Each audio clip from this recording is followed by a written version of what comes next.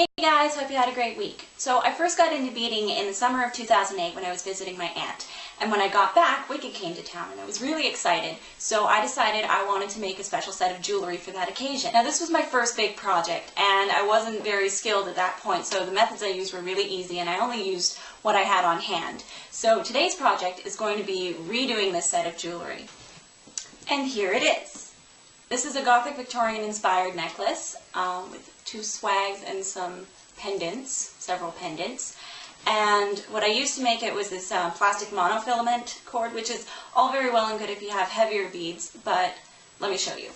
When you have lighter beads such as these, it doesn't exactly lay very well. And also to attach them, instead of just looping the wire, putting them on wire and looping them, I also use the monofilament, so they pendants kind of bend. I don't know if you can see. I had to use these, I think they're called culotte hook clasps, which look very messy.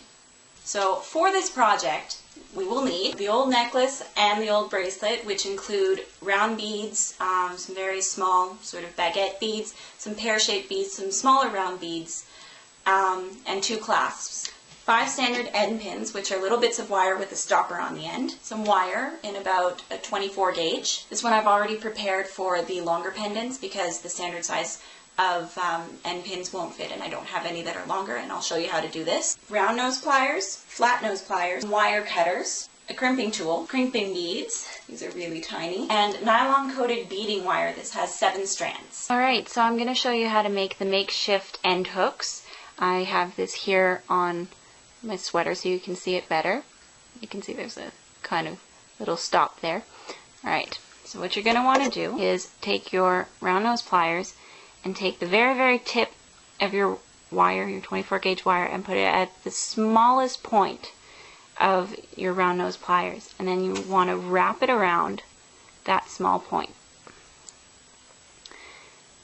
And then you take your flat nose pliers and so you make this little loop, that little loop, and squish this loop in. As much as you can. And also bend the wire upwards so that it's more of a stop.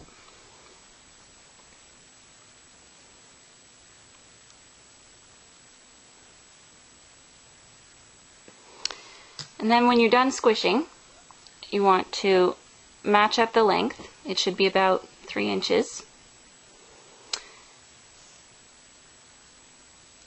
And take your wire cutters and cut. There, now I'm going to make 7 more of these. Okay, so now I'm going to show you how to restring one of the pendants. So first, what you're going to do, I'm going to do this middle one for you here. There's a loop here on the hook clasp, and just use your round nose pliers to undo it and take it off. Now use your wire cutters to cut the clasp off really carefully. There it goes.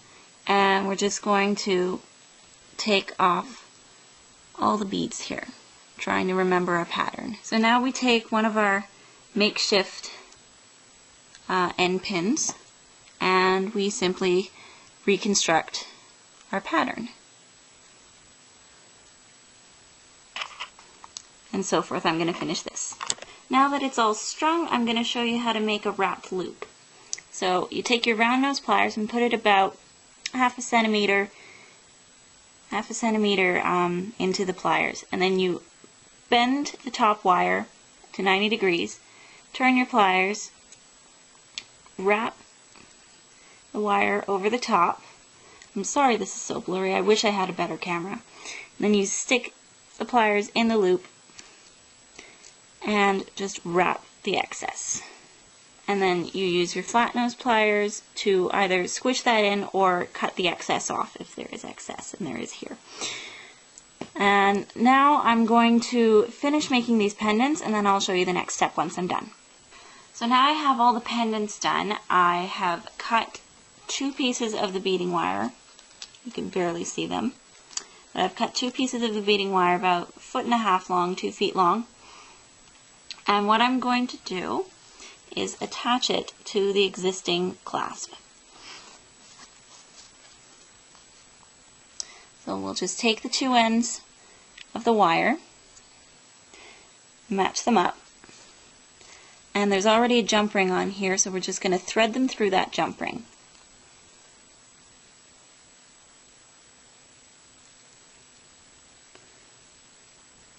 And then we're going to fold them in half. Now I have a tiny little crimp bead. You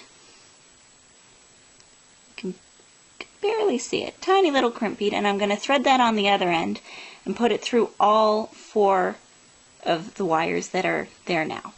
The 2 wires are now attached. What I did was I looped them and I folded them over, and I took my little crimp bead and put all 4 through like I said I would, and then I just used my crimping tool and squashed it flat like that.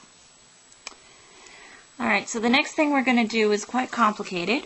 I'm going to take off the existing swags and start threading the wire through them, as well as start threading through the top. I have to completely restring this top string because I have to put the pendants where the jump rings are on this string now from the previous pattern. So I'm going to do that, and I will see you soon. So after much struggling and wrestling and doing and redoing, it's finally restrung, and I've crimped the other end as well.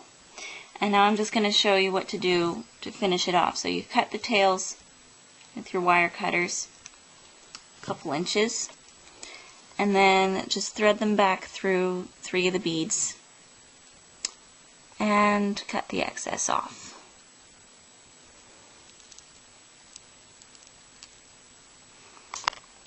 There, it's strung through. Now we just snip off the excess.